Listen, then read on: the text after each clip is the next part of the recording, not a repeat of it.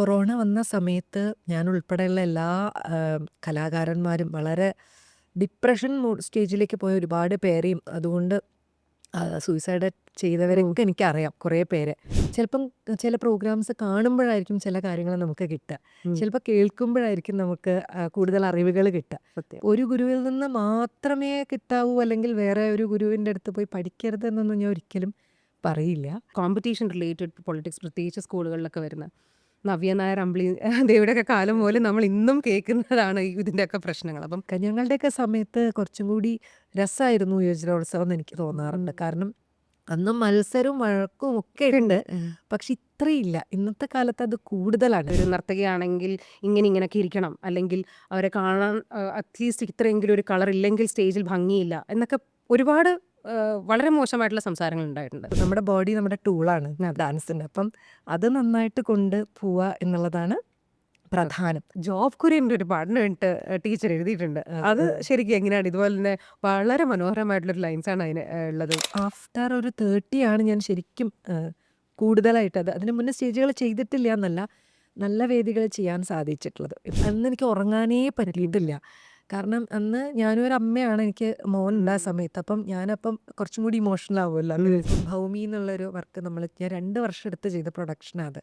അപ്പോൾ പ്രൊഡക്ഷൻ തുടങ്ങുമ്പോൾ എനിക്ക് അത് അടുത്ത മാസം ചെയ്യണം എന്നുള്ള ആ ഒരു സമയത്ത് എനിക്ക് അങ്ങനെ ഇരുന്ന് ചിന്ത. പക്ഷെ അങ്ങനെ ആയിരുന്നില്ല നയൻ ചെയ്യുമ്പം. നമുക്ക് ഇത്രയും കാര്യങ്ങൾ ചെയ്യാൻ പറ്റുന്നുണ്ടല്ലോ, അത് ദൈവം അനുഗ്രഹിച്ചു തന്നിട്ടുണ്ടല്ലോ എന്നുള്ള ആ ഒരു ഗ്രാറ്റിറ്റ്യൂഡ് നമുക്ക് എപ്പോഴും ഉണ്ടാവണം.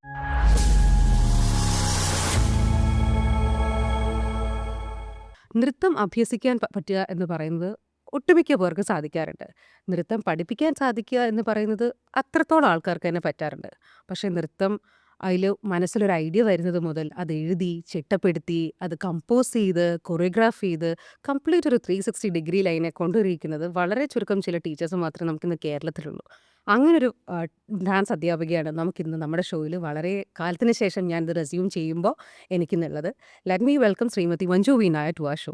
ഗുരുഭ്യോ നമ. ഇത്രയും തിരക്കിനിടയിൽ വന്നതിൽ ഒരുപാട് സന്തോഷം. Thank you. സുഖമായിട്ടിരിക്കുന്നോ അതോ വളരെ തിരക്കാണോ? എന്താണ് ഇപ്പോഴത്തെ ഒരു ഡാൻസ് പെർഫോമൻസസ് ഉണ്ട്, ഉണ്ട്. വർക്ക്ഷോപ്പുകളുണ്ട്, ക്ലാസ്സുകൾ നടക്കുന്നുണ്ട്? നടക്കുന്നുണ്ട്.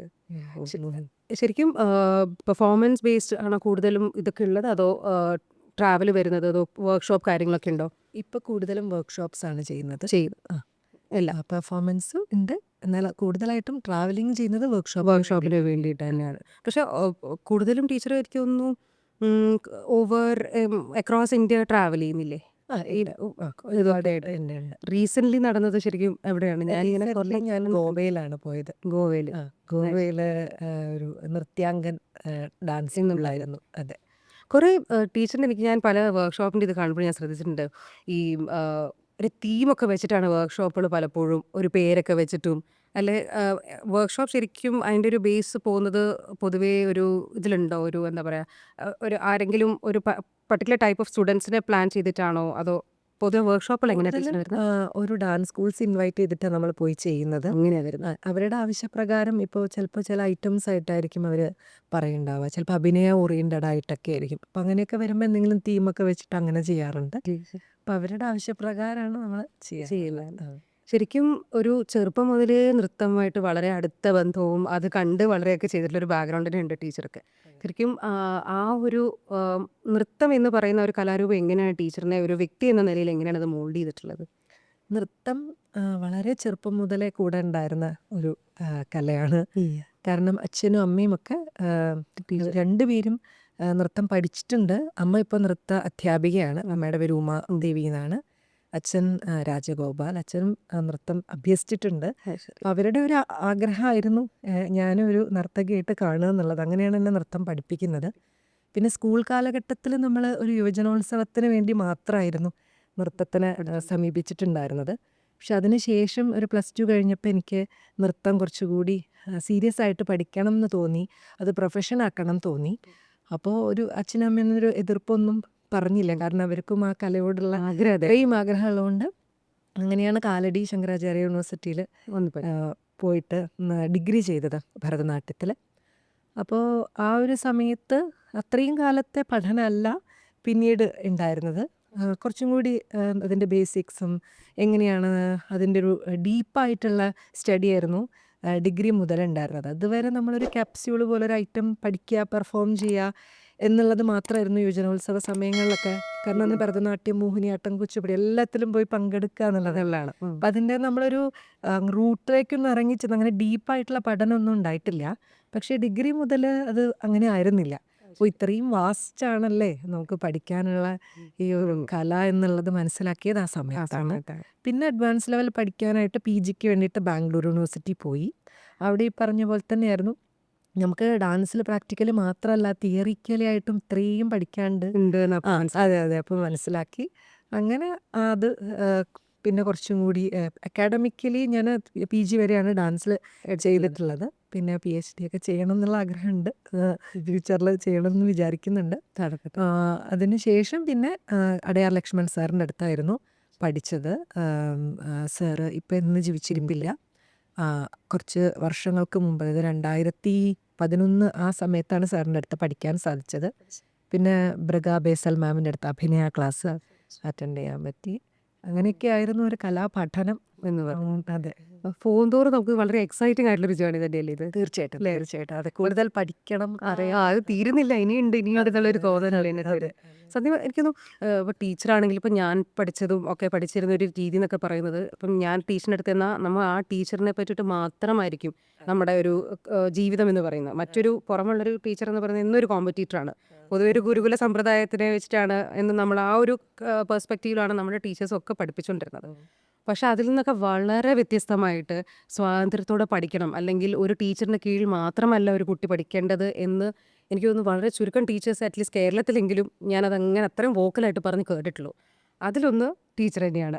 അപ്പോൾ അത് ശരിക്കും അങ്ങനെ ഒന്ന് പറയണം, അല്ല അങ്ങനെ കുറേ ഒരു ലേണിംഗ് വിത്ത് ഫ്രീഡം എന്ന് പറയുന്ന ഒരു സംഭവം, ആ ഒരു കാഴ്ചപ്പാട് ശരിക്കും ടീച്ചറിന് വന്നത് എങ്ങനെയാണ്? അത് ടീച്ചറിൻ്റെ ടീച്ചർ പറഞ്ഞു തന്നതാണോ?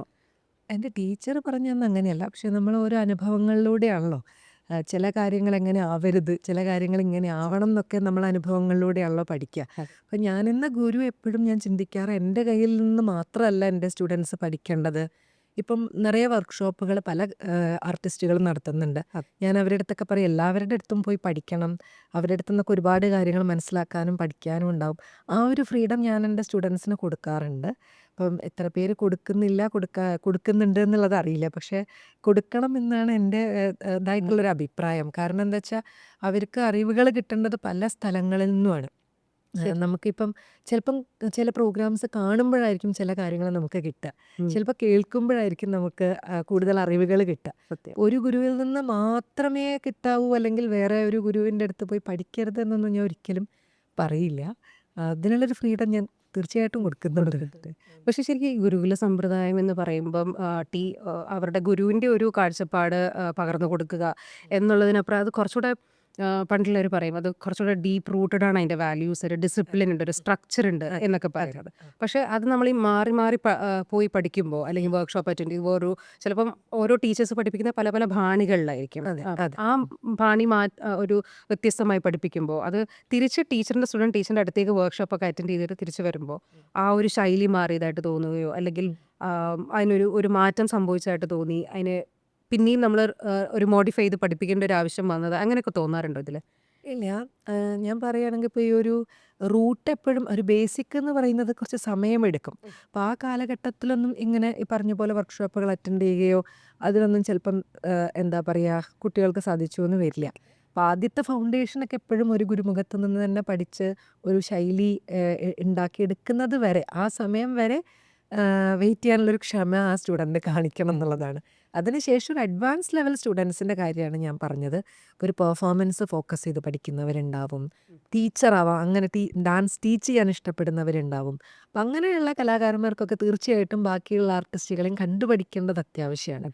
അല്ലാതെ കുഞ്ഞു കുട്ടികൾക്ക് ഈ പറഞ്ഞ പോലെ ചില സമയത്ത് വേറൊരു സ്ഥലത്ത് പോയി പഠിച്ചു വരുമ്പോൾ എന്തെങ്കിലുമൊക്കെ മാറ്റങ്ങളൊക്കെ വന്നിട്ടുണ്ടാവും. നല്ലതാണെങ്കിൽ ഞാൻ അതിനെ തുടർന്നോളാൻ പറയാറുണ്ട്. പക്ഷെ എന്തെങ്കിലും ചിലവർ ഇമിറ്റേറ്റ് ചെയ്യാൻ ശ്രമിക്കും. അതെല്ലാവർക്കും അത് ശരിയായിക്കൊള്ളണമെന്നോ വന്നോളണമെന്നോ ഇല്ല. അപ്പം എന്തെങ്കിലും തെറ്റുകൾ തോന്നുകയാണെങ്കിൽ അതിനെ ചൂണ്ടിക്കാണിച്ച് തിരുത്താൻ ശ്രമിക്കാറുണ്ട്. പക്ഷെ അത് ടീച്ചർക്ക് അത് ഇപ്പോൾ ഒരു വർക്ക്ഷോപ്പ് ടീച്ചർ എടുക്കുമ്പോൾ അറ്റൻഡ് ചെയ്യിക്കുമ്പോൾ ടീച്ചർക്ക് തോന്നിയിട്ടുണ്ടോ ഓക്കെ അവരുടെ കുറച്ചുകൂടെ ഡിഫറെൻ്റ് ആണ് ആണ് ചിലപ്പോൾ ഡിഫറെൻ്റ് ആണ് നമുക്ക് കാണുമ്പോൾ മനസ്സിലാവുമല്ലോ കളിക്കുന്നത് കാണുമ്പോൾ മനസ്സിലാവുമല്ലോ. അപ്പം അതിൽ ഉള്ള ചിലപ്പം അവരുടെ ഒരു ഫസ്റ്റ് വർക്ക്ഷോപ്പ് ആയിരിക്കാം അവർ പക്ഷേ വേറൊരു ടീച്ചറിൻ്റെ അടുത്ത് പോയി പഠിക്കുന്നതൊക്കെ. അപ്പോൾ അവരും ചിലപ്പോൾ ഈ പറയുന്ന ഗുരുകുല സമ്പ്രദായത്തിലും ആ ഒരു കൾച്ചറിലും ഒക്കെ വിശ്വസിച്ച് വന്നിട്ട് ഒരു ഫ്രഷ് ഒരു സംഭവത്തിന് വേണ്ടിയിട്ടായിരിക്കും വരുന്നതൊക്കെ. അതിൽ ശരിക്കും ടീച്ചർ പൊതുവായിട്ട് ഒരു പുതിയൊരു നോളജ് ഗെയിൻ ചെയ്യണം എന്ന് ഉദ്ദേശിച്ച് പഠിപ്പിക്കുമ്പോൾ ആ 2 ദിവസത്തിൽ പറഞ്ഞു കൊടുക്കുന്ന ചില കാര്യങ്ങൾ എന്താണ് ടീച്ചറിൻ്റെ സൈഡിൽ നിന്ന്? ഞാൻ ഈ പറഞ്ഞ പോലെ അവരുടെ ശൈലീനെ മാറ്റാനൊന്നും ഞാൻ ശ്രമിക്കാറില്ല. കാരണം അതാ ഞാൻ ഇപ്പോൾ പറഞ്ഞില്ലേ, ബേസിക് ആയിട്ട് അവർ പഠിച്ചു വന്ന കാര്യങ്ങളാണ്.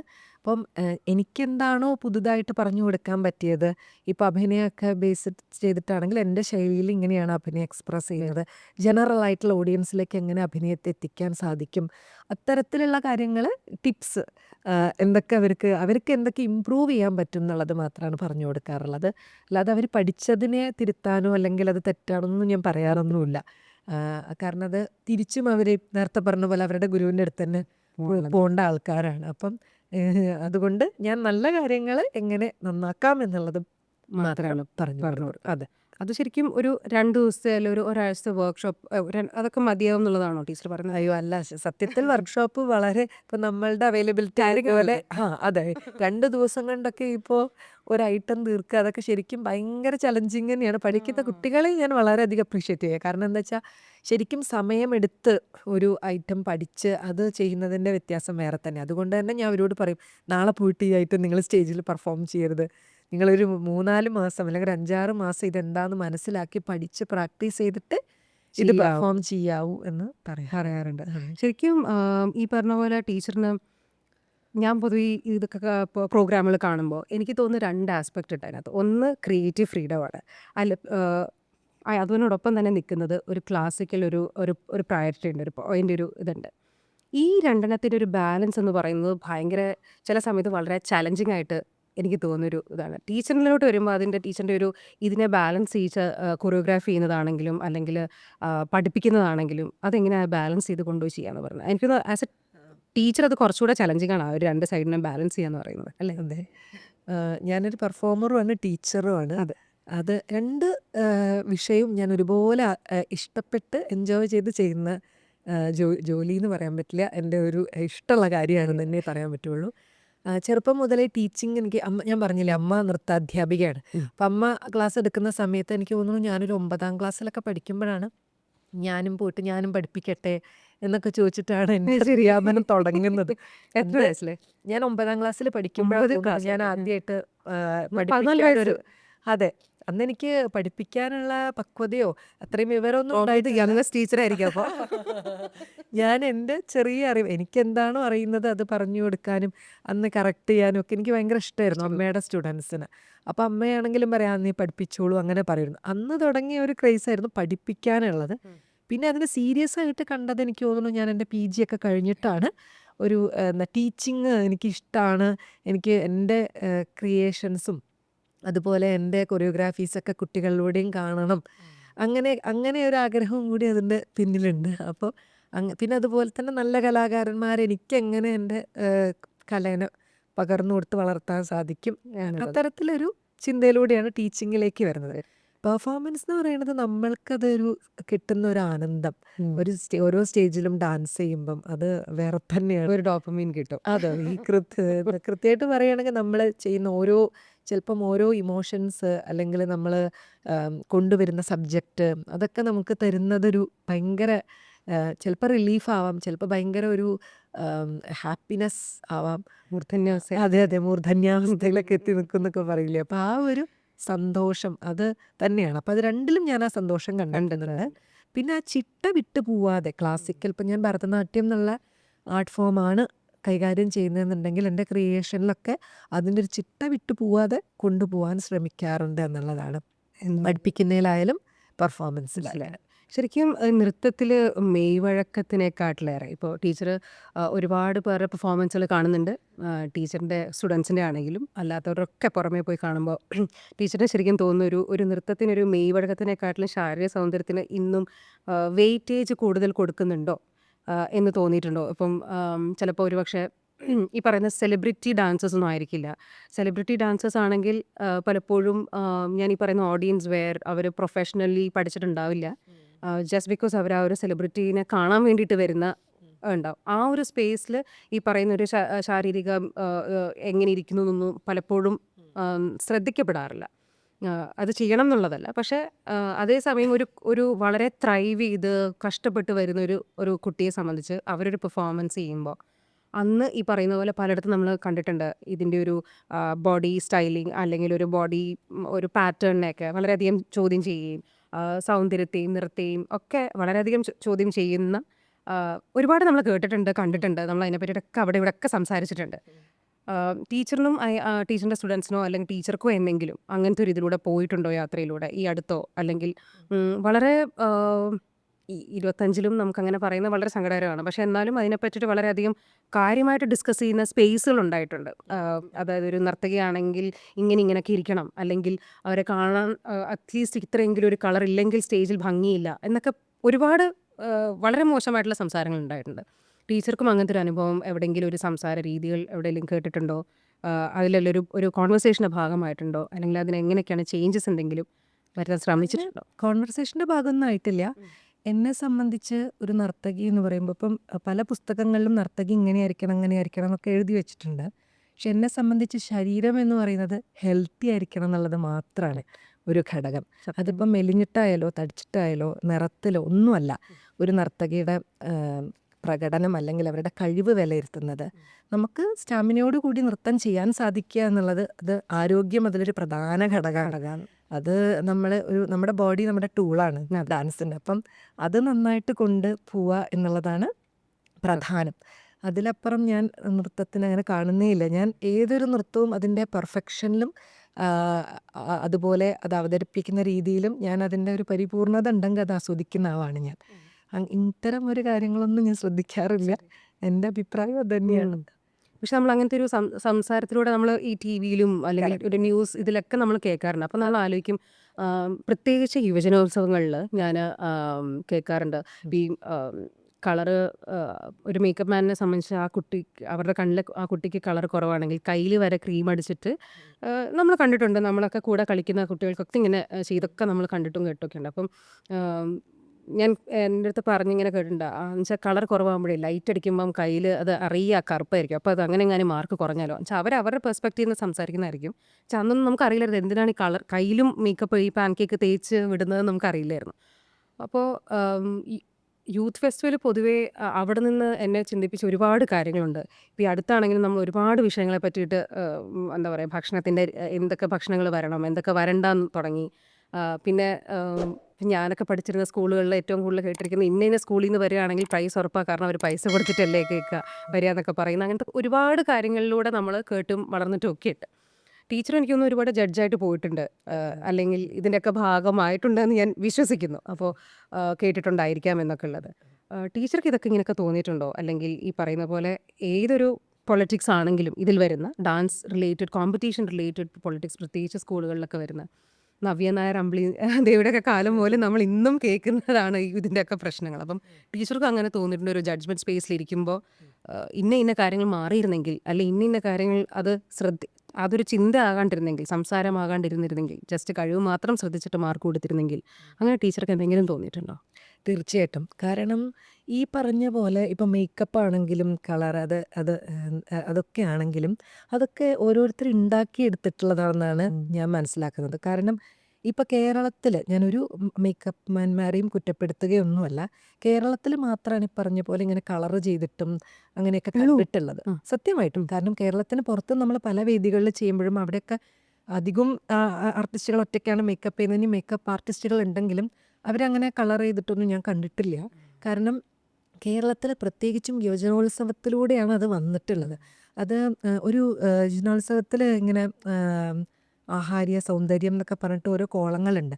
അത് ശരിക്കും പറഞ്ഞാൽ ജഡ്ജായിരിക്കുന്ന നമ്മളാണ് തീരുമാനിക്കേണ്ടത്. അത് എങ്ങനെയായിരിക്കണം ആഹാര്യ സൗന്ദര്യത്തിന് നമ്മൾ മാർക്ക് കൊടുക്കേണ്ടതെന്ന്. അത് കളറിലോ അല്ലെങ്കിൽ ശരീരത്തിൻ്റെ ഭാഷയിലോ ഒന്നുമല്ല. അതിന് ഒരു സൗന്ദര്യം എന്നത് നമ്മുടെ ഓരോരുത്തർക്കും പലതരത്തിലുള്ള സങ്കല്പങ്ങളാണ് അല്ലേ? വെരി നൃത്തത്തിൻ്റെ സബ്ജക്റ്റീവ്. സൗന്ദര്യം എന്ന് പറയുന്നത് അത് പ്രകടിപ്പിക്കുന്ന അത് ചെയ്യുന്നതിലുള്ള പെർഫെക്ഷനും അത് പ്രകടനത്തിലുള്ള അതായത് എന്ത് ചെയ്യുമ്പോഴാണ് അഭിനയമാണെങ്കിലും അടവാണെങ്കിലും അത് പരിപൂർണമായിട്ട് കമ്മ്യൂണിക്കേറ്റ് ചെയ്യാൻ പറ്റുന്നതിലാണ് ആ സൗന്ദര്യം എന്ന് പറയുന്നത്.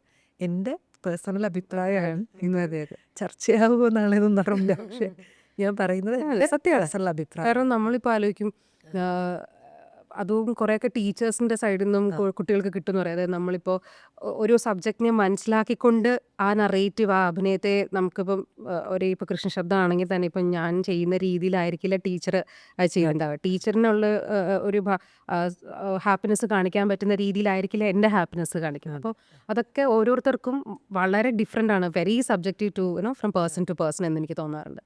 പക്ഷേ ഒരു യൂത്ത് ഫെസ്റ്റിവലിലാണ് ഈ പറയുന്ന ഏറ്റവും കൂടുതൽ ഈ പറയുന്ന പോലെ അത് അവിടെ ഇപ്പം ചിലയിടത്തൊക്കെ നമ്മൾ കേൾക്കും അത് PR-ൻ്റെ ഭാഗമായിട്ട് ഇപ്പം അങ്ങനെയൊക്കെയുള്ള ഇതൊക്കെ കൂടെ വന്നിട്ടുണ്ടല്ലോ. അപ്പോൾ അതിൻ്റെ ഭാഗമായിട്ടാണ് അങ്ങനെ പോകുന്നു. അല്ല ആ സ്കൂളിൽ നിന്ന് വരുന്നത് നേരത്തെ ജഡ്ജസ് അറിഞ്ഞിരുന്നു. അതിൻ്റെ ഭാഗമായിട്ടാണ്. ഭക്ഷണത്തിൻ്റെ കാര്യമാണെങ്കിലും എല്ലാ ഭാഗങ്ങളും ഇന്ന് ഒരു യൂത്ത് ഫെസ്റ്റിവലിന് പങ്കെടുക്കാൻ പോവുക, സബ് ജില്ലാ തലങ്ങളിൽ പങ്കെടുക്കാൻ പോവുക എന്ന് പറയുന്നതിനകത്ത് ഒരുപാട് ലെയറുകളോട് കൂടി ആൾക്കാർ മനസ്സിലാക്കാൻ തുടങ്ങിയിട്ടുണ്ട് ഇപ്പോൾ എന്ന് പറയുന്നത്. അപ്പോൾ സത്യം പറയാൻ സങ്കടകരമാണ്. നമ്മളൊക്കെ പോകുമ്പോൾ നമ്മൾ പിള്ളേരായിട്ട് പോകുമ്പോൾ നമുക്കതൊന്നും അറിയില്ല. വളരെ പോവാൻ മാത്രം ഒരുങ്ങി കെട്ടി പോകാനും അവിടെ ചെന്ന് കളിക്കാനും മാത്രമേ അറിയുള്ളൂ നമുക്കൊക്കെ. പക്ഷേ അതിന് നമ്മൾ ഇറങ്ങി വരുമ്പോഴാണ് നമ്മളെ നോക്കി വേറെ പലത് പറയുക, അല്ലേ ഇന്നത് വേറെ എന്തെങ്കിലുമൊക്കെ ഇന്നടത്ത് നല്ലേ അപ്പം ഇങ്ങനെ കിട്ടും ഇങ്ങനെ കിട്ടായിരിക്കില്ല. അപ്പം നമ്മൾ ആ ചെറുപ്പം മുതലേ അത് കേട്ടാണ് അത് ഉള്ളിൽ ചെന്നാണ് ഈ വളരുന്നതൊക്കെ. അപ്പം എൻ്റെ അടുത്തും ഇങ്ങനെ ഒരു സ്കൂളിലെ ഒരു ആനുവൽ ഡേ ഫംഗ്ഷൻ പോലും എൻ്റെ ഒരു കൂടെ കളിച്ച കുട്ടിയെ ആദ്യം ശിവപാർവതി ഇതിൽ പാർവതിയായിട്ട് നിർത്തിയിട്ട് മാറ്റിയൊരു ഇതുണ്ടായിരുന്നു. അതിനകത്ത് ടീച്ചർ പറഞ്ഞു അവൾ വേണ്ട വേറെ കുട്ടി വന്നു അവൾക്ക് ആ നിറം കൂടുതൽ എന്ന് പറഞ്ഞു. അപ്പം ഞങ്ങൾ തമ്മിലിങ്ങനെ സംസാരിക്കാറുണ്ടായിരുന്നു നിറത്തിൽ എന്താ കാര്യം ഇരിക്കുന്നത്. കാരണം അന്ന് നമുക്കറിയാം എങ്ങനെ വന്നാലും മേക്കപ്പ് അല്ലേ എന്നാണ് നമ്മൾ അവിടെ മനസ്സിലാക്കി ചെറുപ്പത്തിൽ ഒരു 8-ലൊക്കെ പഠിച്ചുകൊണ്ടിരുന്നപ്പോൾ ഉള്ള ഒരു സംസാരം. പക്ഷേ ഇപ്പോൾ നമ്മളിതൊക്കെ ഓവർ ടൈം നമ്മൾ സംസാരിക്കുമ്പോൾ ഇതൊന്നും എവിടെയും പോയിട്ടില്ല എന്നുള്ളൊരു വളരെ സങ്കടകരമായിട്ടാണ് ഇത് ഇരിക്കുന്നത്. അപ്പോൾ ടീച്ചർ ശരിക്കും ഇന്നത്തെ കാലത്ത് പഠിപ്പിക്കുമ്പോൾ അല്ലെങ്കിൽ ഇപ്പം വരുന്ന സ്റ്റുഡൻസിനെ നാളെ എനിക്ക് ടീച്ചറാവാൻ വേണ്ടിയിട്ടാണ് ഡാൻസ് ടീച്ചറായിട്ടാണ് എനിക്ക് പഠിക്കാൻ അല്ലെ എൻ്റെ ഒരു എയിം എന്ന് പറയുന്നത് അതാണെന്ന് പറഞ്ഞു വരുന്ന കുട്ടികളുടെ അടുത്ത് ഇങ്ങനെയുള്ള ചില ബേസിക് എറ്റിക്യൂട്ടീസ് ഞാൻ പറയും. പക്ഷേ ഒരു ഡിസിപ്ലിൻ കൊണ്ടുവരിക, ഇങ്ങനെയുള്ള കാര്യം കാഴ്ചപ്പാട് എങ്ങനെയായിരിക്കണം എന്നൊക്കെയുള്ള എന്തെങ്കിലും ചെറിയ ചെറിയ കാര്യങ്ങളാണെങ്കിലും ടീച്ചർ പറഞ്ഞു കൊടുക്കാറുണ്ടോ? അല്ലെങ്കിൽ പറഞ്ഞു കൊടുക്കുന്നത് അത് എന്തൊക്കെയാണ് ടീച്ചർ അത് വളരെ ഞാൻ ഒരിക്കലും ഈ ഒരു മത്സരത്തിൻ്റെ പിന്നാലെ കലയനെ പോവരുത് എന്ന് കുട്ടികളോട് പറഞ്ഞു കൊടുക്കാറുണ്ട്. കാരണം ഫസ്റ്റും സെക്കൻഡും ഒക്കെ നിർണ്ണയിക്കുന്നത് ആ മുന്നിൽ വന്നിരിക്കുന്ന ജഡ്ജസിനനുസരിച്ചിരിക്കും. ചിലർ കൃത്യമായി നിർണ്ണയിക്കും. ഇന്നത്തെ കാലഘട്ടത്തിൽ കൂടുതലും പല സ്ഥലങ്ങളിലും നമ്മൾ കള്ളത്തരങ്ങൾ കാണിക്കുന്നൊക്കെ കേൾക്കുന്നുണ്ട്. അപ്പോൾ അത് ചിലപ്പോൾ നന്നായി ചെയ്യുന്ന ഒരാൾക്കായിരിക്കില്ല സമ്മാനം വരിക. പിന്നെ എല്ലാവരുടെ കാഴ്ചപ്പാടും ഒരുപോലെ ആവണം എന്നില്ല. നേരത്തെ പറഞ്ഞ പോലെ തന്നെ എനിക്ക് ശരിയും തോന്നുന്നതായിരിക്കില്ല വേറൊരാൾക്ക് ശരി തോന്നുക.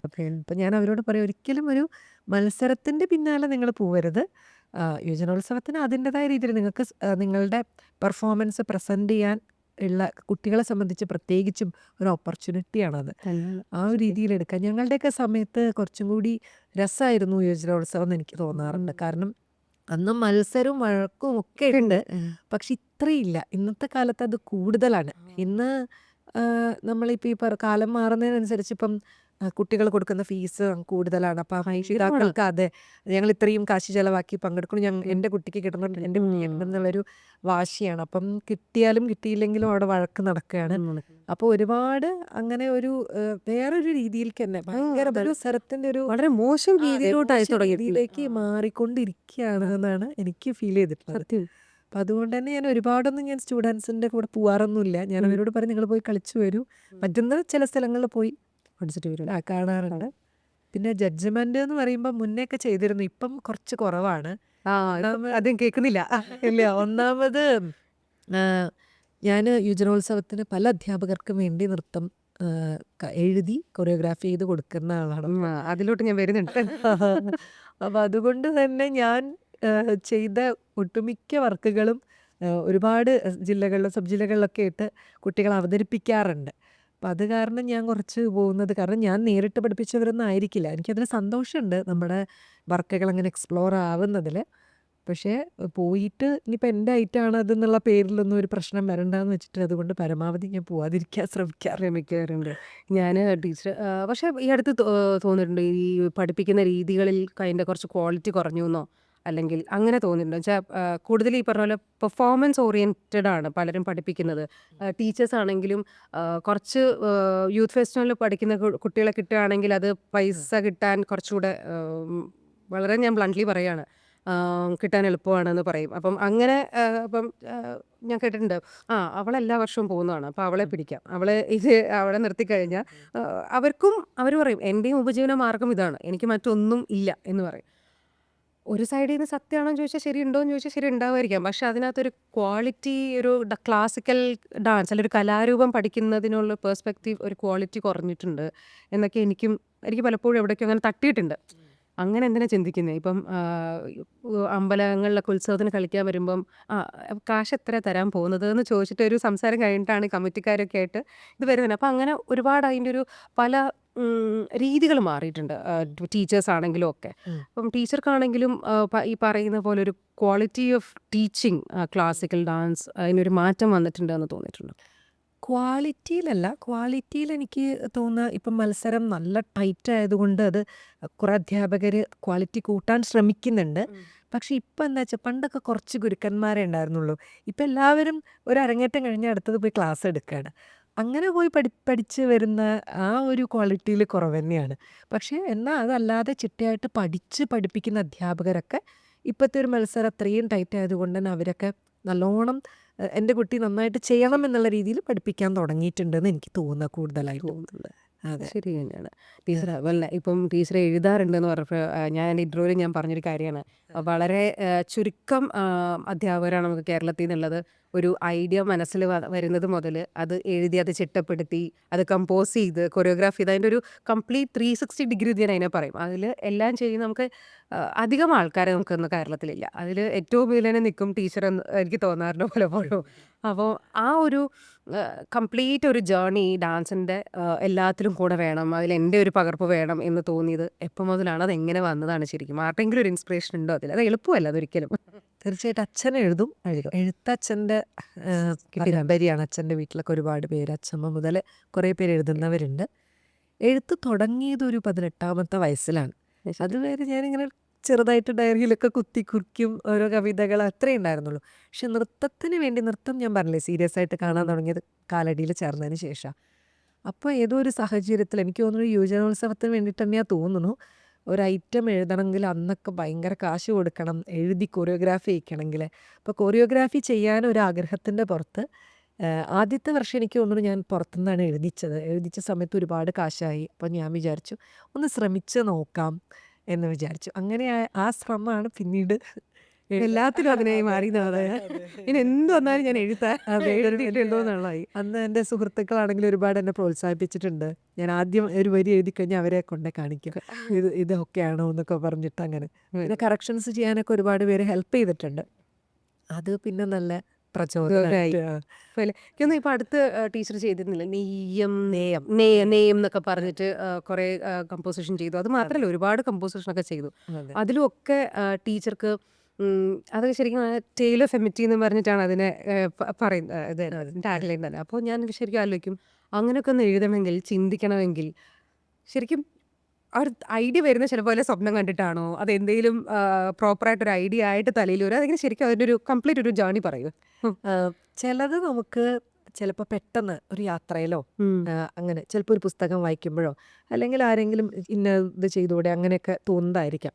ഇപ്പം നെയ്യം സത്യത്തിൽ താടകയും രാമനും തമ്മിലുള്ള ഒരു സൗഹൃദ കഥ പറയുന്ന ഒരു തീമാണ്.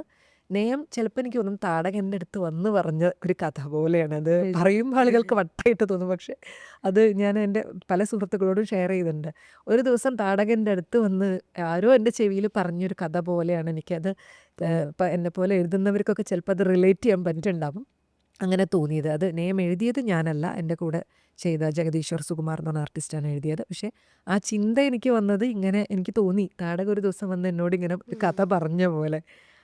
ചിലപ്പം ചിലത് ഈ പറഞ്ഞ പോലെ സ്വപ്നത്തിലൊക്കെ നമ്മൾ കാണാറുണ്ട്. ചിലപ്പോൾ ചില ചിന്തകൾ യാത്രയിലൊക്കെ ആവും പെട്ടെന്നൊരു സ്പാർക്ക് അടിക്കും, അയ്യോ ഇങ്ങനൊരു കാര്യം ചെയ്താലോ കൂടുതൽ ഒറ്റയ്ക്കിരിക്കുന്ന സമയത്താണ് ഇത്തരം ക്രിയേഷൻസ് സംഭവിക്കുന്നത്. സത്യമാണ്. എനിക്ക് ഞാൻ പലപ്പോഴും ഈ ഒറ്റയ്ക്ക് ഇരിക്കുമ്പോണ്ടല്ലോ വല്ലാത്തൊരു ക്രിയേറ്റിവിറ്റി വരും ഇല്ലേ?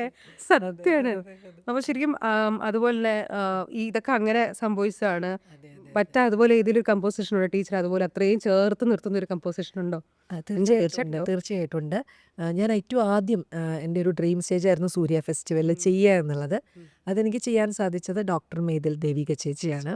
കാരണം ചേച്ചിയെ പോലുള്ള ഡാൻസേഴ്സ് എപ്പോഴും നമ്മൾ ഒരുപാട് ബഹുമാനിക്കേണ്ട ഇതാണ്. കാരണം എന്താ വെച്ചാൽ ഇന്ന് മറ്റുള്ള കലാകാരന്മാരും വളരണം, നമ്മുടെ താഴെ വരുന്ന കുട്ടികളും വളരണം എന്നുള്ള ഭയങ്കരമായിട്ട് സപ്പോർട്ട് ചെയ്യുന്ന ഒരു ആർട്ടിസ്റ്റാണ് ദേവിക ചേച്ചി. ചേച്ചിയാണ് സൂര്യയിൽ ആദ്യമായിട്ടൊരു വേദി എനിക്ക് ഒരുക്കി തന്നത്. അത് ഡ്രീംസ് അൺലിമിറ്റഡ് എന്ന് പറഞ്ഞിട്ട് പ്രൊഡക്ഷൻ ബേസ്ഡ് ആയിട്ടുള്ള ഫെസ്റ്റിവലായിരുന്നു. അപ്പോൾ ചേച്ചി പറഞ്ഞു ഇങ്ങനെ ചിലപ്പതികാരം എന്ന ഇളങ്കോവടികളുടെ ചിലപ്പതികാരം എന്ന ടെക്സ്റ്റിനെ ബേസ് ചെയ്തിട്ട് 11 ആടൽ എന്ന് പറഞ്ഞിട്ടൊരു സബ്ജക്റ്റ് മഞ്ജു ചെയ്യണം എന്ന് പറഞ്ഞു. അയ്യോ, ഞാനത് സത്യത്തിൽ പറഞ്ഞാൽ കോളേജിൽ പഠിച്ചിട്ടുണ്ട്, പഠിപ്പിച്ചിട്ടുമുണ്ട്. പക്ഷേ അത് എങ്ങനെ ചെയ്യും എനിക്ക് അത്രയും അതിനെ പറ്റി ഡീറ്റെയിൽ ആയിട്ടൊന്നും അറിയൊന്നും ഉണ്ടായിരുന്നില്ല. പക്ഷേ ചേച്ചി എനിക്കൊരു കോൺഫിഡൻസ് തന്നു, മഞ്ജുവിന് ചെയ്യാൻ പറ്റും, മഞ്ജു എന്തായാലും ചെയ്യണം എന്ന് പറഞ്ഞ ഒരു സപ്പോർട്ട്, അതിലാണ് ഞാൻ ചെയ്തത്. ഞാൻ ഒറ്റ പ്രാവശ്യം അത് ചെയ്തിട്ടുള്ളൂ. അതെൻ്റെ ഭയങ്കരമായിട്ട് ക്ലോസ് ടു ഹാർട്ട് ആയിട്ടുള്ളൊരു വർക്കാണ്. അത് ഇനിയും ചെയ്യണമെന്ന് അതൊന്നുകൂടി നന്നാക്കി കുറച്ചും കൂടി കൂടുതൽ മനസ്സിലാക്കിയിട്ട് ചെയ്യണമെന്ന് ആഗ്രഹിക്കുന്നു. അതെ, അത് ശരിക്കും ഒരു ഞാൻ പറയാം എല്ലാ കലാകാരന്മാർക്കും സൂര്യ ഫെസ്റ്റിവൽ എന്ന് പറയുന്നത് അത്രയും ഒരു ഡ്രീമായിട്ട് നമ്മൾ നോക്കിക്കാണുന്ന ഒരു സ്റ്റേജ് തന്നെയായിരിക്കും. അതിനോടൊപ്പം എനിക്ക് തോന്നുന്നു ടീച്ചറിന് ഇനിയും കുറച്ചുകൂടെ കമ്പോസിഷൻസ് വരാൻ നിൽക്കുന്നില്ലേ? ഉണ്ടല്ലോ, കുറേയൊക്കെ ഇങ്ങനെ എഴുത്തുവരിൽ തന്നെ നിൽക്കുന്ന ഒരുപാടുണ്ടല്ലോ അല്ലേ? വേഗം എല്ലാം പുറത്തിട്ട് അതുപോലെ ഞാൻ ആലോചിക്കും ജോബ് കുര്യൻ്റെ ഒരു പാട്ടിന് വേണ്ടിയിട്ട് ടീച്ചർ എഴുതിയിട്ടുണ്ട്. അത് ശരിക്കും എങ്ങനെയാണ്? ഇതുപോലെ തന്നെ വളരെ മനോഹരമായിട്ടുള്ളൊരു ലൈൻസാണ് അതിന് ഉള്ളത്. അതും ഇതുപോലെ വർക്ക് എങ്ങനെയാണ് വന്നത്? ജോബ് എല്ലാവരുടെയും ഫേവറേറ്റ് ആണ്, ഇറസ്പെക്റ്റീവ് ഓഫ് ഒരു ഏജ് ഗ്രൂപ്പ് ഇല്ല, എല്ലാവർക്കും ഒരുപോലെ ഇഷ്ടമുള്ളൊരു സിംഗറാണ്. അത് സത്യത്തിൽ ബിജീഷ് കൃഷ്ണ എന്ന് പറഞ്ഞിട്ടുള്ള എല്ലാവർക്കും അറിയാം, കേരളത്തിലെ വളരെ പ്രസിദ്ധനായിട്ടുള്ള സംഗീതജ്ഞനാണ്. എനിക്ക് ഒരുപാട് വർഷമായിട്ട് എൻ്റെ ഡാൻസിന് വേണ്ടി പാടുന്നതും ഞങ്ങൾ ഒരുപാട് വർക്കുകൾ ചെയ്തിട്ടുണ്ട്. ഞാൻ എഴുതി ബിജീഷ് ഏട്ടൻ മ്യൂസിക് ചെയ്തിട്ട് എൻ്റെ ഡാൻസ് ജേണിയിൽ തന്നെ ഒരുപാട് സപ്പോർട്ട് ചെയ്തിട്ടുള്ള ആളാണ് ബിജീഷ് ഏട്ടൻ. അപ്പം ബിജീഷ് ഏട്ടൻ്റെ ഒരു ദിവസം എനിക്ക് തോന്നുന്നു ഒരു കൊറോണ സമയം കഴിഞ്ഞിരിക്കുന്ന ഒരു സമയത്ത് ഒരു ദിവസം ബിജീഷ് ഏട്ടൻ്റെ വീട്ടിൽ വെച്ചിട്ടാണ് ബിജീഷ് ഏട്ടൻ ഇങ്ങനെ ഒരു കുട്ടിയെ അമ്മ അലമാരയ്ക്ക് മേലെ അടിച്ച് കൊന്നു, കാമുകൻ്റെ കൂടെ പോകാൻ വേണ്ടിയിട്ട്. അങ്ങനെ എന്തോ ആയിരുന്ന ഒരു ഇൻസിഡൻറ്റ്. അപ്പോൾ ഒരു ദിവസം ബിജു ചേട്ടൻ്റെ വീട്ടിൽ ചെന്നപ്പോൾ ബിജു ചേട്ടൻ ഈ ഒരു ടോപ്പിക്ക് സംസാരിച്ചു. അന്ന് ഞങ്ങൾക്ക് എല്ലാവർക്കും അത് ഭയങ്കരമായിട്ട് ഫീൽ ചെയ്തു. ഞങ്ങളൊക്കെ കുറേ സമയം അതിൽ തന്നെ ഇരുന്ന് ഭയങ്കര വിഷമിച്ചു. അതെ അതെ. അപ്പോൾ പെട്ടെന്ന് പറഞ്ഞു, നമുക്കിങ്ങനെ ചൈൽഡ് അബ്യൂസിനെതിരായിട്ട് എന്തെങ്കിലും ഒരു വർക്ക് ചെയ്യണം എന്ന് പറഞ്ഞിട്ട് ഒരു രാത്രി ആണ് ഒറ്റ രാത്രി കൊണ്ടാണ് ഞാൻ ആ പാട്ട് എഴുതിയത്. ശരി. അപ്പം ഞങ്ങളിങ്ങനെ സംസാരിച്ചു, ഇങ്ങനെയൊക്കെ ഇന്ന കാര്യങ്ങളൊക്കെ അതിൽ വരണം എന്നൊക്കെ ബിജു ചേട്ടൻ ഇങ്ങനെ ഒരു അഭിപ്രായം പറഞ്ഞു. അപ്പം ശരി എന്ന് പറഞ്ഞു, ഞാൻ ട്രൈ ചെയ്യാമെന്ന് പറഞ്ഞു. പക്ഷെ അന്ന് എനിക്ക് ഉറങ്ങാനേ പറ്റിയിട്ടില്ല. കാരണം അന്ന് ഞാനും ഒരു അമ്മയാണ്, എനിക്ക് മോനുണ്ടായ സമയത്ത്. അപ്പം ഞാനപ്പം കുറച്ചും കൂടി ഇമോഷണൽ ആവുമല്ലോ, അങ്ങനെ ഫീലിങ്സ് നമ്മുടെ കണക്ട് ചെയ്യാൻ പറ്റില്ല. അപ്പോൾ ആ ഒരു രാത്രി ഉറങ്ങി എണീറ്റപ്പം ഞാൻ ഫുൾ ലൈൻസ് ആയിട്ടാണ് ബിജു ചേട്ടൻ്റെ അടുത്ത് വന്നത്. ഞാൻ പറഞ്ഞു, ഞാൻ ഇത് ഇന്നലെ രാത്രി മൊത്തം എഴുതി, നീ ഉറക്കത്തിലാണ് എഴുതിയത് വെച്ച് എന്നെ കളിയാക്കിയിട്ടുണ്ട്. അപ്പോൾ ഞാൻ നല്ല ഞാൻ ഇത് ഫുള്ളായിട്ട് എഴുതി എന്ന് പറഞ്ഞ് കൊടുക്കായിരുന്നു. ഇത് പെട്ടെന്ന് തന്നെ പുള്ളി മ്യൂസിക് ചെയ്തു. പിന്നെ ജോബ് കുര്യനെ കൊണ്ട് പാടിച്ചു. പക്ഷേ അത് ഇറങ്ങാൻ കുറേ ലേറ്റായി. നമുക്കത് സാമ്പത്തികമായിട്ടുള്ള ഇതൊക്കെ വേണമല്ലോ. അപ്പോൾ അത് കാരണം കുറേ അതെങ്ങനെ ഷൂട്ട് ചെയ്യണം എന്നൊക്കെയുള്ള ചിന്തകളൊക്കെ കുറേ പോയിരുന്നു. ഇപ്പോൾ പിന്നെ AI രൂപത്തിൽ നമുക്ക് വീഡിയോ ചെയ്യാനുള്ളത് വലിയൊരു അഡ്വാൻറ്റേജ് ആയതുകൊണ്ട് എൻ്റെ സുഹൃത്ത് വിഷ്ണു ഡാൻസറാണ്, വിഷ്ണുവാണത് ചെയ്ത് തന്നിട്ടുള്ളത്. അങ്ങനെ അത് ഇപ്പം പുറത്തിറക്കാൻ പറ്റിയില്ല. അതാണ് ഭയങ്കര അത് കേൾക്കുമ്പോഴൊക്കെ അതിൻ്റെ വരികൾ വളരെ ഇതായിട്ട് തോന്നും, ഭയങ്കര ഒരു കുത്തത പോലെ നമുക്ക് തോന്നുമല്ലോ. നമ്മളും വളരെ ഹോണ്ടിങ് ആയിട്ടുള്ളൊരു എക്സ്പീരിയൻസ് കൂടെ തന്നെ പോകും. എനിക്ക് ശരിക്കും ടീച്ചർ ഒരു ഇത്രയും വർഷം 30 വർഷത്തിലേറെ ആയിട്ട് ഈ ഒരു ഇതിൽ നിൽക്കുന്നുണ്ടല്ലോ. പക്ഷെ എന്നാലും ഒരുപാട് ഡ്രീം മൊമെൻ്റ് ഉണ്ടായിട്ടുണ്ട് ടീച്ചറിനെ സംബന്ധിച്ച്. നമുക്കായിരുന്നു നോക്കുമ്പം നമ്മളും ആഗ്രഹിക്കുന്ന കുറേ മൊമെൻറ്റുകളാണ് ടീച്ചറുടെ ഇതിലൂടെ പോയിട്ടുള്ളത്. അങ്ങനെ ഇനിയും പോട്ടെ. പക്ഷെ ഒരു സ്വന്തമായിട്ട് നോക്കുമ്പോൾ എനിക്ക് എൻ്റെ ഒരു ടേണിംഗ് പോയിന്റ് എന്ന് പറയുന്നത് ഇന്നതായിരുന്നു, അല്ലെങ്കിൽ ഈ അടുത്ത് പെർഫോം ചെയ്തതായിരുന്നു എന്ന് തോന്നിയിരിക്കുന്ന ഒരു മൈൽ സ്റ്റോൺ എൻ്റെ കരിയറിൽ ആസ് എ ഡാൻസർ ഇന്നതാണെന്ന് തോന്നിയിട്ടുള്ള എന്തെങ്കിലും ഉണ്ടോ? ഒരുപാട് സ്റ്റേജുകളുണ്ട്. എനിക്ക് തോന്നുന്നു ഒരു ആഫ്റ്റർ ഒരു 30 ആണ് ഞാൻ ശരിക്കും കൂടുതലായിട്ട് അതിന് മുന്നേ സ്റ്റേജുകൾ ചെയ്തിട്ടില്ല എന്നല്ല, നല്ല വേദികൾ ചെയ്യാൻ സാധിച്ചിട്ടുള്ളത്. ഈ പറഞ്ഞ പോലെ ഒരുപാട് വേദികൾ ചെയ്യണം എന്ന് ആഗ്രഹിച്ചിട്ടുണ്ട്. പക്ഷെ എല്ലാ വേദികളും നമുക്ക് എത്തിപ്പെടാൻ എപ്പോഴും സാധിക്കില്ലല്ലോ. നമുക്കൊരു സമയമുണ്ടാവും ചിലപ്പം ആ വേദി നമുക്ക് ചെയ്യാൻ വിധിച്ചിട്ടുള്ളതാവില്ല. അപ്പം ആദ്യമൊക്കെ അത് ചില വേദികൾ ചെയ്യാൻ പറ്റാത്തതിൽ വിഷമം തോന്നിയിട്ടുണ്ട്. പക്ഷെ ഇപ്പം ഞാൻ കുറച്ച് പീസ്ഫുള്ളി പോവുകയാണ്. കാരണം എനിക്ക് തോന്നുന്നു എബവ് 35 ഒക്കെ എത്തുമ്പം കുറച്ചങ്ങനെ നമ്മൾ മനസ്സിനെ പാകപ്പെടുത്തും. നമുക്ക് ചെയ്യാൻ പറ്റുന്ന വേദികൾ നന്നായിട്ട് ചെയ്യുക, പ്രസൻറ്റ് ചെയ്യുക, എന്തൊക്കെ വർക്കുകൾ നമ്മളെക്കൊണ്ട് ചെയ്യാൻ സാധിക്കും അത് ചെയ്യുക എന്നുള്ളതാണ്. ടേണിംഗ് പോയിന്റ് എന്ന് പറയുമ്പോൾ സൂര്യ പോലുള്ള വേദികൾ, ഒരുപാട് നല്ല വേദികൾ എനിക്ക് ചെയ്യാൻ സാധിച്ചിട്ടുണ്ട് ദൈവാനുഗ്രഹത്താൽ. അതിൽ ഞാൻ ദൈവത്തിനോട് അത്രയും ഗ്രാറ്റിറ്റ്യൂഡ് ഉണ്ട്. അപ്പം ഈ പറഞ്ഞ പോലെ തന്നെ ദേവിക ചേച്ചിയൊക്കെ പോലെയുള്ള കലാകാരന്മാർ നമുക്ക് തന്നിട്ട് നമ്മളെ മനസ്സിലാക്കി നമുക്കത് ചെയ്യാൻ സാധിക്കും എന്നുള്ള ഒരു സപ്പോർട്ട് തന്നിട്ട് അത്തരം വേദികളൊക്കെ എൻ്റെ ലൈഫിലൊരു ടേണിംഗ് പോയിന്റ് തന്നെയാണ് സത്യത്തിൽ. അതെ. ശരിക്കും നമുക്കും തോന്നും ഇപ്പോൾ ചിലരെ കാണുമ്പോൾ നമ്മൾ ദൈവമേ അത് അത്രയും നന്നായിട്ട് ഇപ്പോൾ ടീച്ചറിൻ്റെ സ്റ്റുഡൻ്റ് ആണെങ്കിലും ഇപ്പോൾ ഇവരൊക്കെ പലരുടെയും ഇത് കാണുമ്പോൾ അത്രയും ഇൻവോൾവ്മെൻ്റ് ആസ് എ ടീച്ചർ എന്തുമാത്രം ഉണ്ട്, അല്ലെങ്കിൽ അത്രയും പോളിഷ് ചെയ്യാൻ സ്റ്റുഡൻസിനൊക്കെ എന്നൊക്കെ നമുക്കും അത് കാണുമ്പോൾ മനസ്സിലാറുണ്ട്. അപ്പം നമ്മൾ വിചാരിക്കും ഇതൊക്കെയാണല്ലോ ഇവിടെ നിന്ന് നോക്കുമ്പോൾ ഒരു തേർഡ് പേഴ്സൺ പെർസ്പെക്റ്റീവിൽ നമുക്ക് ഇതൊക്കെ ഒരു സ്വപ്നതുല്യമാണ്, അല്ലെങ്കിൽ വളരെ ഡ്രീമിയാണ് പല മൊമെൻറ്റ്സ് എന്ന് പറയുന്നത്. ദൂരദർശനിലൊക്കെ കിട്ടുക, നമ്മൾ പഠിപ്പിക്കുന്ന കുട്ടികൾക്ക് കിട്ടുക. ഞാൻ പറയുന്ന നിസ്സാരം, ഞാനൊക്കെ +2 കഴിഞ്ഞ് ഇറങ്ങുമ്പോഴാണ് എൻ്റെ സ്കൂളിൽ നിന്ന് വിളിച്ചിട്ട് പറഞ്ഞത് അപ്പോഴത്തെ +1 +2 പിള്ളേരെ തിരുവാതിര പഠിപ്പിക്കുമോ എന്നും ചോദിച്ചിട്ട്. അന്ന് നമുക്ക് സമയമില്ല, ദിവസമില്ല, എന്നിട്ടെന്ന് വെച്ച് നമ്മളവർ പഠിപ്പിച്ച് കയറ്റി ഫസ്റ്റ് ഒരു പ്രൈസ് കിട്ടി. പ്രൈസിൻ്റെ അല്ല പോലും അവർ അത്രയും കളിച്ച് അന്ന് പ്രൈസ് കിട്ടി, ഫസ്റ്റ് കിട്ടി.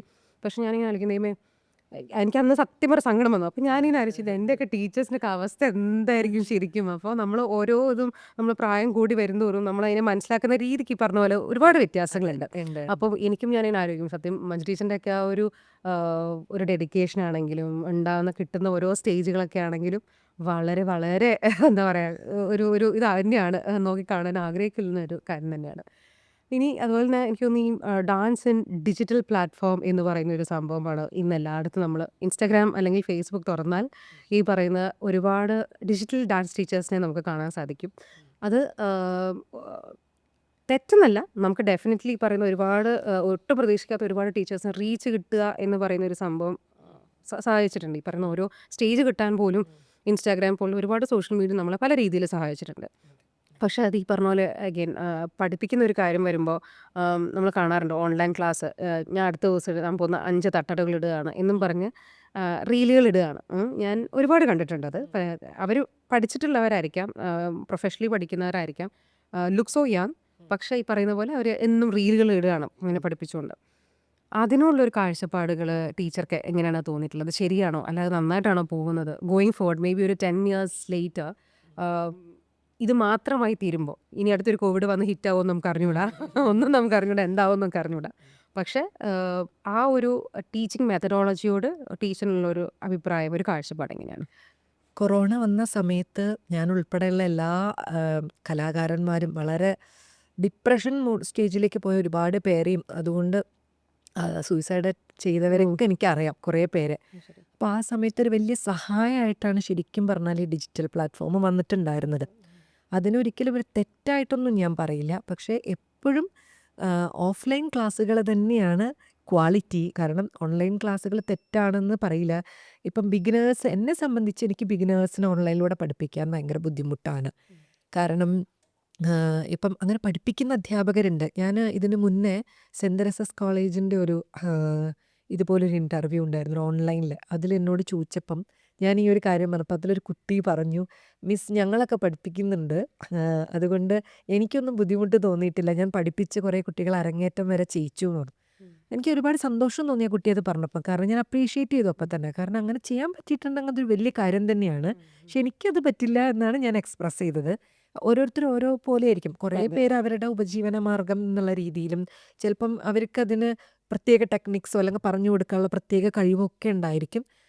പക്ഷേ എന്നെ സംബന്ധിച്ച് ഒരു ഇൻ്റർമീഡിയറ്റ് അഡ്വാൻസ് ലെവൽ കുട്ടികൾക്ക്, അത്യാവശ്യം ബേസിക്കൊക്കെ കഴിഞ്ഞ് ഒരു അരങ്ങേറ്റം കഴിഞ്ഞ കുട്ടികൾക്ക് കുറച്ചും കൂടി ഈസിയാണ് ഈ ഒരു മാധ്യമം.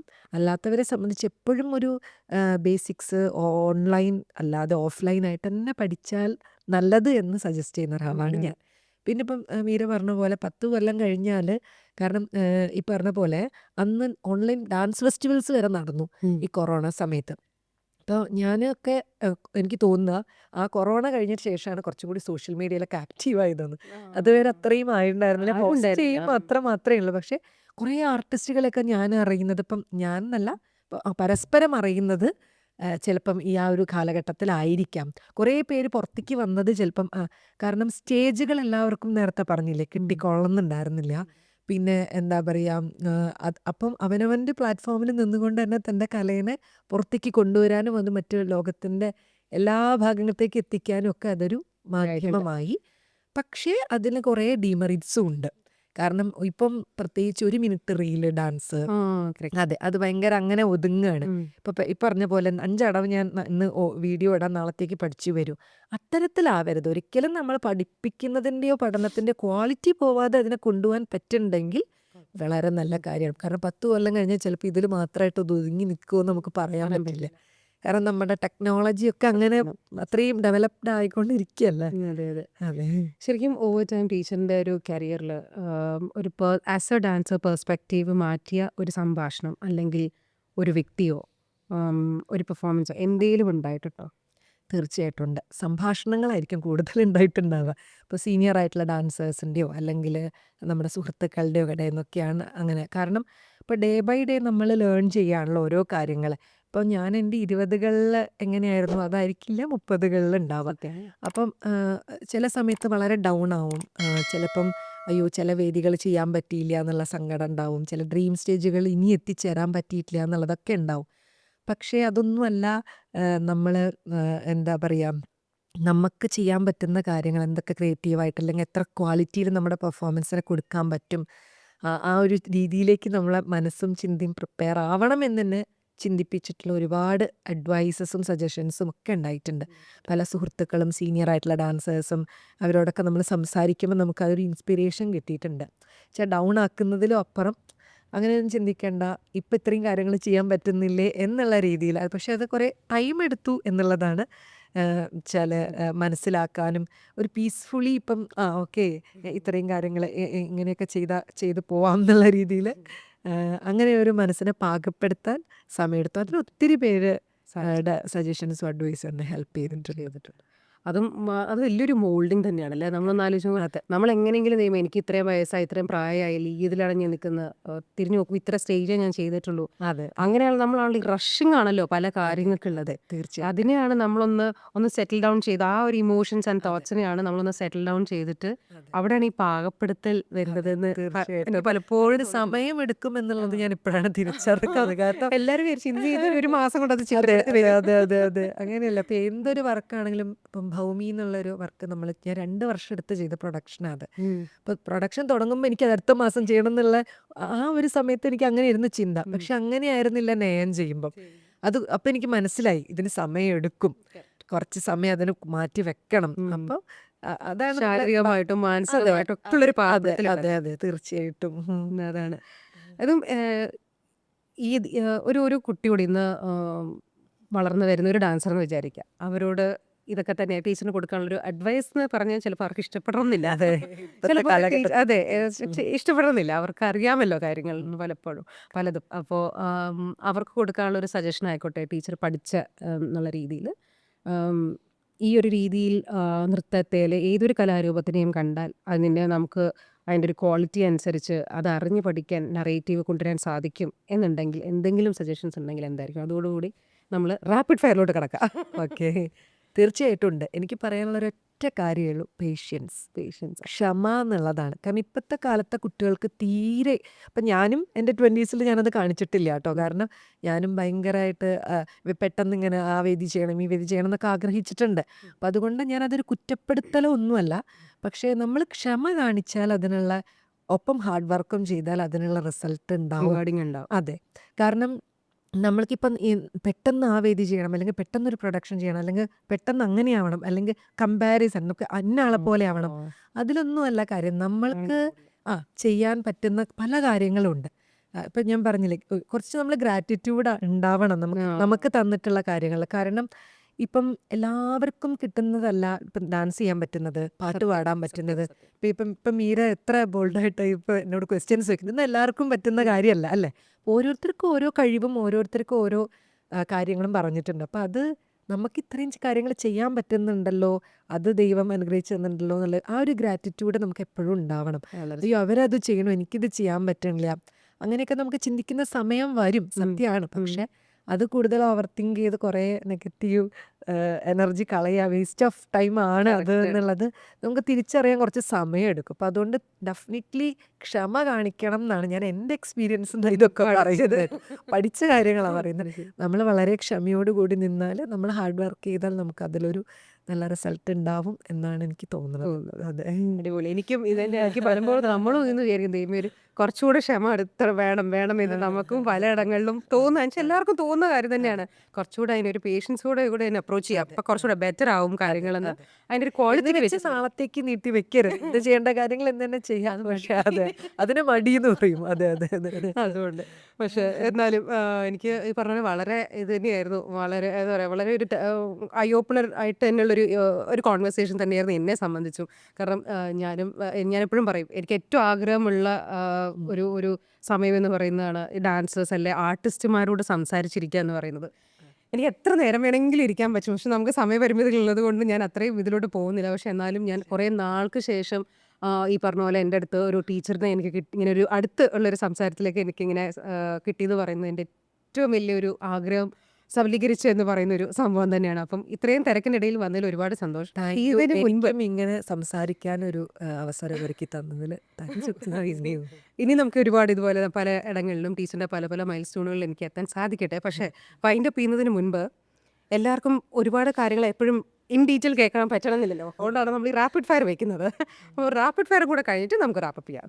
ഓക്കെ, ഈ പറയുന്ന ചോദിക്കുന്ന ചോദ്യങ്ങൾ വളരെ ഒന്നെങ്കിൽ വൺ വേർഡ് ആയിട്ടോ വൺ സെൻറ്റൻസ് ആയിട്ടോ പറയാം, പക്ഷേ പെട്ടെന്ന് പറയാം. Okay, if not a dancer you would be dash. Writer. ഓ കിട്ടില്ല. Your morning routine in one word. Practice. One word your students use to describe you. Honesty. ഓ okay. Coffee or chai before rehearsal? ചായ. One thing you can start your day without. ഇതില്ലാണ്ട് എനിക്ക് ഒരു ദിവസം തുടങ്ങാൻ പറ്റില്ല. ചായ. കണ്ടോ, തനി മലയാളിയാണ് ഉള്ളിൽ. അതാണ് യുവർ ബിഗ്ഗസ്റ്റ് ഗിൽറ്റി പ്ലഷർ. എനിക്ക് ഈ ഒരു സാധനം എന്ന് എനിക്ക് കിട്ടുക, അല്ലെങ്കിൽ എനിക്ക് കിട്ടുമ്പോൾ കിട്ടുന്ന ഒരു ഇതുണ്ട്, അത് ഡാൻസിങ്. ഡാൻസ് തന്നെയാണ്. ഡാൻസ് അല്ലാതൊന്നുമില്ല. Favourite comfort food after performance? Homely food ആണല്ലേ. ഞാനൊക്കെ ഇങ്ങനെ കഴിച്ചിട്ട് നമ്മളിങ്ങനെ ചോറോ കറക്റ്റ് ചോറ് അങ്ങനെയൊക്കെ തന്നെ, ഒരു പുളിശ്ശേരിയൊക്കെ കിട്ടിയിട്ട് അടിപൊളി. അത് തന്നെ. One thing you always carry in your dance bag? ചെലങ്കയാണ്. അല്ലാതെ ചിലപ്പോൾ എന്തെങ്കിലും കൃഷ്ണനോ ഗണപതിയോ അങ്ങനെയൊക്കെ ഇറക്കി വെക്കാറുണ്ട്. Okay. A song you secretly dance to when no one's watching? ആരും കാണാത്ത ടൈമിൽ എനിക്ക് എപ്പോഴും തലയിൽ ഓടുന്ന പാട്ടിന് ഞാൻ ഡാൻസ് കളിക്കുന്ന ഒരു പാട്ട്. എനിക്കൊക്കെ ആണെങ്കിൽ കുറേ പാട്ടുകളുണ്ടാവും. കുറേ പാട്ടുണ്ട്. അതെനിക്ക് ഒരു പാട്ട് പറയാൻ പറ്റില്ല. പല പാട്ടുകളും നമുക്ക് സ്റ്റേജിലെത്തിക്കാൻ പെർഫോം ചെയ്യണമെന്ന് തോന്നാറുണ്ട്. പക്ഷെ എന്നാലും ഒരു പാട്ട് പേര് പറയുകയാണെങ്കിൽ? ഇത് ഭയങ്കര ബുദ്ധിമുട്ടായ ചോദ്യമാണ്. ഒന്നുമില്ല. കൃഷ്ണന്റെ പാട്ടുകളോ എന്തെങ്കിലും? കുറേ ഉണ്ടല്ലേ.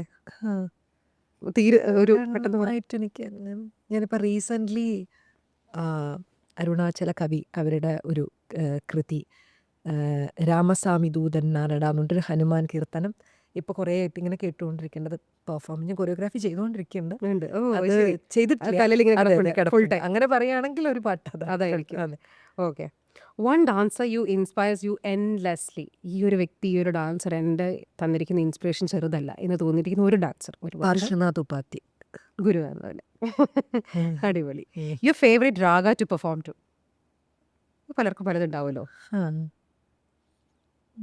ആനന്ദ ഭൈരവി, സിന്ധു ഭൈരവി ഒക്കെ. Sindhu Bhairavi. One dance form you would love to try some day? ഞാൻ ഇതുവരെ പഠിച്ചിട്ടില്ല, പക്ഷെ ഭയങ്കരമായിട്ട് പഠിക്കണം എന്ന് ആഗ്രഹമുള്ള ഒരു ഡാൻസ്. ഒഡീസി. കുറേ പേര് പറഞ്ഞത് അത് എന്താ അതിൻ്റെ സ്റ്റൈൽ ഫോം, ആ ഒരു ഇതിൻ്റെ തന്നെ ഭംഗിയായിരിക്കും അല്ലേ. എൻ്റെ ദൈവമേ, ശരിയാ. കുറേ പേര് ഒഡീസി പറയുന്നുണ്ട്. കഥക്കിനെക്കാട്ടിലേറെ ഞാൻ ഒഡീസി കേൾക്കുന്നുണ്ട്. സൗത്ത് ഇന്ത്യൻസ് പറയുന്നത്. It's very interesting. The most challenging expression you have ever done? ഇതൊന്ന് അഭിനയിച്ച് ഞാൻ ഉദ്ദേശിക്കുന്ന രീതിയിൽ എത്തിക്കുക എന്ന് പറയുന്നത് ഹാസ്യമാണോ? ഹാസ്യമായിരിക്കും ഞാൻ ആണ്. അധികം ഞാൻ ചെയ്യാത്തത്. ഇരിക്കുന്നത് ഞാൻ ഹാസ്യം. അത്രയും അങ്ങനെ ചെയ്തിട്ടില്ല ഹാസ്യം തോന്നുന്നു എനിക്ക്. ശൃംഗാരം അത് ശൃംഗാരമൊക്കെ കുറേ ചെയ്തിട്ടുണ്ട്. ഹാസ്യം വളരെ റയറായിട്ട് എനിക്ക് ചെയ്തിട്ടില്ല തോന്നുന്നു. തോന്നുന്നില്ലേ? അത് അതിലിനി എക്സ്പ്ലോർ ചെയ്യാൻ പോകുന്നത്. തീർച്ചയായിട്ടും. A word that best describes your relationship with dance. ഒരു വേർഡ്. Living in dance. എഴുത്തുകാരുടെ എല്ലാം വിടുന്നുണ്ട്. One advice your guru gave that you will never forget. ഒരു മനസ്സിൽ തട്ടിയ അല്ലെങ്കിൽ ഇതും എൻ്റെ സ്റ്റുഡൻസിനോട് ഇത് അഡ്വൈസ് പറഞ്ഞു കൊടുക്കണം എന്ന് തോന്നിയിരിക്കുന്ന ടീച്ചർ തന്നെയാണ് എനിക്ക് പറയാനുള്ളത്. ആണല്ലേ? Okay. The best stage of ever performed on. ഭയങ്കര ഡിഫിക്കൽട്ട് ക്വസ്റ്റ്യൻ കാരണം എല്ലാ സ്റ്റേജും നമുക്ക് ഇതാണ്. ആണ്. പക്ഷെ എനിക്ക് മറക്കാൻ പറ്റാത്തൊരു സ്റ്റേജ് ഞാൻ മഹാകാലേശ്വർ ടെമ്പിൾ ഉജ്ജയിനിൽ ചെയ്തൊരു സ്റ്റേജ് ഉണ്ട്. അതെനിക്ക് കുറേ കാരണം വളരെ സാധാരണക്കാരായ ജനങ്ങൾ ഭാഷയൊന്നും അങ്ങനെ അറിയാത്ത ലാംഗ്വേജ് ഒന്നും ഇപ്പം ഹിന്ദി തന്നെ ലോക്കൽ അങ്ങനെ കൈകാര്യം ചെയ്യുന്ന ആളുകളുടെ മുമ്പിൽ ചെയ്തൊരു ഭയങ്കര ഒരു നല്ല എക്സ്പീരിയൻസ് ആയിരുന്നു. കഴിഞ്ഞിട്ട് അവർ തന്ന ഒരു അപ്രീസിയേഷനും കാര്യങ്ങളൊക്കെ അതെനിക്ക് ഒരിക്കലും മറക്കാൻ പറ്റാത്തൊരു സ്റ്റേജ് ഉണ്ടായിരുന്നു.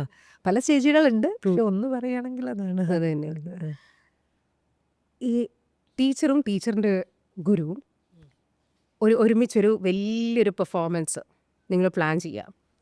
അത് ടീച്ചർക്ക് തരാൻ പോകുന്ന റെക്കഗ്നീഷനോ അല്ലെങ്കിൽ അതൊക്കെ ഭയങ്കര ഹ്യൂജ് ആയിരിക്കും. ഓക്കെ, അങ്ങനെ ഒരിടത്ത് പെർഫോം ചെയ്യണം നിങ്ങൾ രണ്ടുപേരും കൂടെ ഒരുമിച്ച് എന്ന് തോന്നുന്ന ഒരു സ്റ്റേജ് ഏതായിരിക്കും? ഒരു ഡ്രീം സ്റ്റേജ് എന്ന് പറയാം. അല്ലെങ്കിൽ ആക്ച്വലി ഇപ്പൊ ഗുരു ഇല്ല. അല്ല ഉണ്ടെങ്കിൽ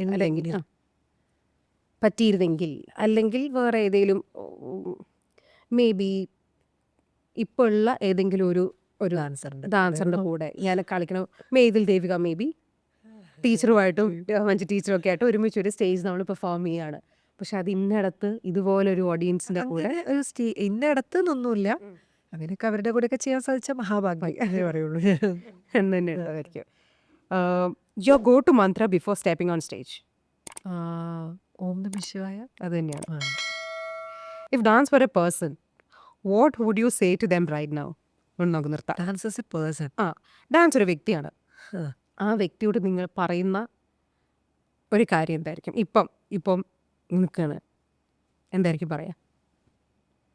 നമ്മളെ പേഴ്സോണി ഞാൻ പറയും താങ്ക്സ് പറയും. കാരണം ഇങ്ങനെ എന്നെ കൂടെ കൂട്ടി.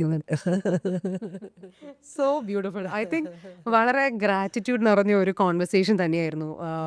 എനിക്ക് ഗ്രാറ്റിറ്റ്യൂഡ് നിറഞ്ഞത് മാത്രമല്ല, നമ്മൾ ഈ അനുഭവത്തിൽ നിന്ന് നമ്മൾ വളർന്ന് പാകപ്പെട്ടു എന്ന് പറയുന്നതാണ് എനിക്ക് കൂടുതലും ഈ ടീച്ചറിൻ്റെ അടുത്ത് കാണാൻ സാധിച്ചത്. കുറേയൊക്കെ ഞാൻ ഇവിടെ ഇരുന്ന് ചോദിച്ച പല ചോദ്യങ്ങളും ആസ് എ സ്റ്റുഡൻറ്റ് ചോദിച്ചറിയണം എന്ന് ആഗ്രഹിക്കുന്ന പല ചോദ്യങ്ങളായിരുന്നു ഞാൻ ചോദിച്ചിട്ടുള്ളത്.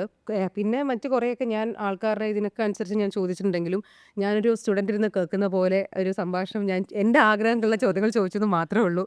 അല്ലാതെ അതിനകത്ത് മറ്റൊരു ഇതുമില്ല. പക്ഷെ ഏറ്റവും ബ്യൂട്ടിഫുള്ളായിട്ടും ഒരു ക്ലാസ് കിട്ടിയൊരു എഫക്റ്റിലാണ് ഞാനിന്ന് ഈ സംഭാഷണം ഇവിടെ നിർത്തുന്നത്. Thank you so much for turning up. എത്ര നന്ദി പറഞ്ഞാലും എനിക്ക് മതിയാവില്ല. ഇനിയും ടീച്ചർ ഒരുപാട് എനിക്ക് പെർഫോമൻസിൽ നേരിട്ട് കാണാൻ സാധിക്കട്ടെ. ഇതുപോലെ ഈ ബന്ധം നമുക്കിനി ഇന്നും മുന്നോട്ട് നമുക്കിതിങ്ങനെ കൊണ്ടുപോകാൻ സാധിക്കട്ടെ എന്നുള്ള എല്ലാ പ്രാർത്ഥനയോടുകൂടി thank you so much. Thank you.